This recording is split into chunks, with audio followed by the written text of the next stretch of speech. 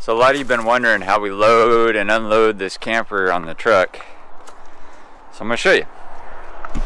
Alright, so step one, put your slide in. All these jacks operate on a wireless controller. So you just hold the button down, raises it up, keep your eye on the level, make sure that you're not raising it up all cattywampus, otherwise it might fall over.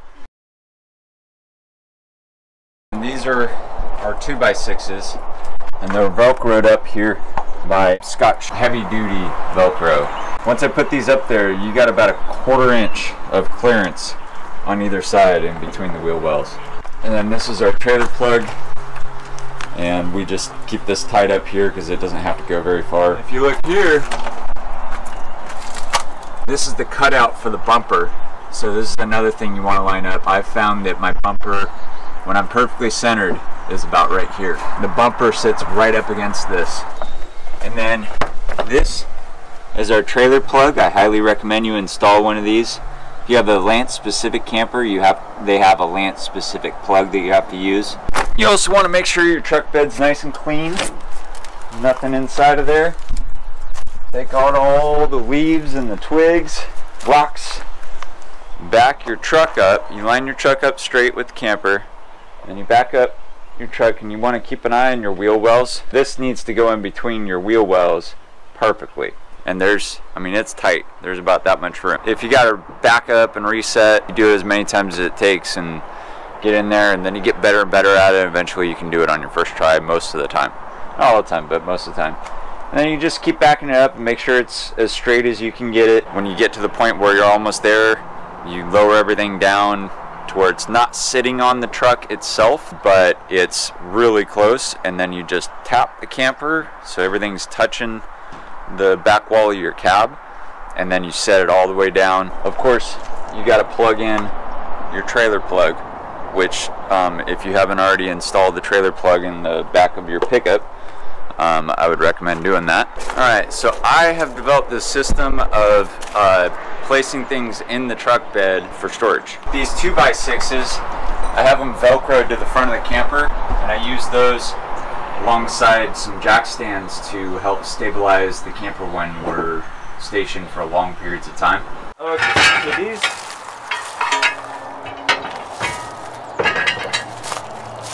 these are my jack stands. I place these underneath the camper with 2x6s, and it really stabilizes things out. It's a lot better for the camper, the frame and everything. Just makes it last a lot longer, plus it keeps the camper from rocking back and forth when you're living inside of it. So these live up in front of the passenger side wheel well.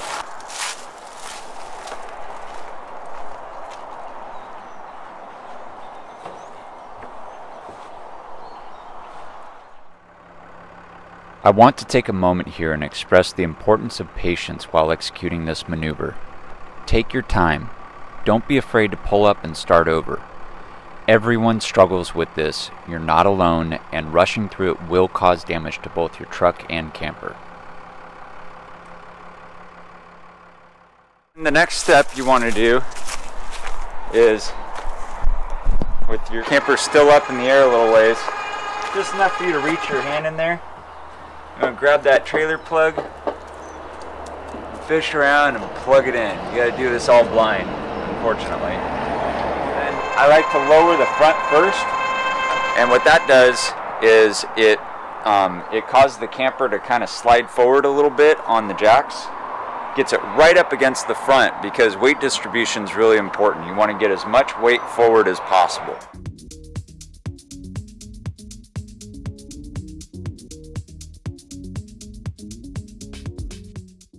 I've found that you can move the camper around about 1/4 to a 1/2 inch at a time by lowering one side versus the other. So if you're not perfectly lined up, there's no reason to stress about it. You get it close enough, and then you can kind of lean. If you need it to go more to the left, you lean the camper a little bit to the left and then set it down when it's leaning. And it gives you an extra 1/4 to a 1/2 inch. I'll tell you what, having these wireless remotes makes all the difference in the world. So then once you get one leg up, they raise unevenly. So then you select your next leg, and just do the legs individually instead of all at once. And you can even do 2 at a time or 3 at a time if you get enough thumbs. So your next step is to check your lights. You want to turn on your marker lights and turn on your hazards, check everything all the way around.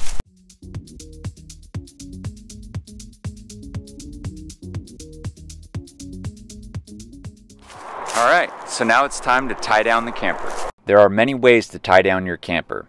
I have found that one company in particular has it down to a science, and that's Torque Lift. They have a plethora of frame-mounted brackets and these handy fast gun turnbuckles. No, we're not sponsored by Torque Lift, just very enthusiastic customers. You will want to adjust these little guys so that the rod extends a 1/4 inch when clamped. This ensures the tension springs are properly torqued.